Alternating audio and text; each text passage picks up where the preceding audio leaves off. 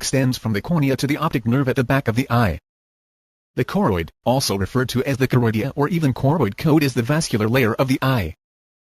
The retina is the light-sensitive layer of tissue in the back of the inner eye. It works like the film in a camera. In the middle of the retina is a tiny dimple known as the fovea or fovea centralis.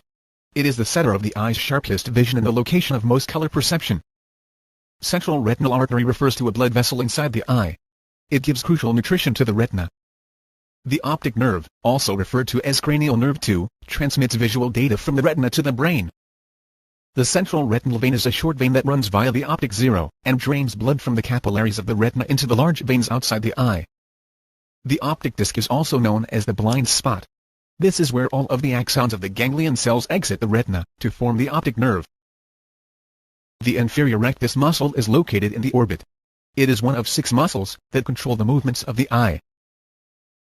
The orbis areata is the junction between the retina as well as the ciliary body. It is the area where the retina transitions from a non-photosensitive area to a multilayered photosensitive region. The ciliary body is the structure in the eye that produces a transparent liquid within the eye. The ciliary body also made up of the ciliary muscle. The posterior chamber is a narrow space behind the peripheral part of the iris, and in front of the suspensory ligament of the lens and the ciliary processes.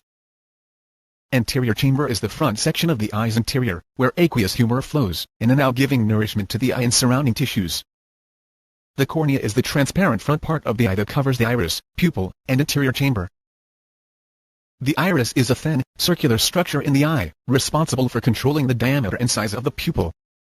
The zonule of Zinn is split into 2 layers, a thin layer, which lines the hyaloid fossa, and a thicker layer, which is a collection of zonular fibers.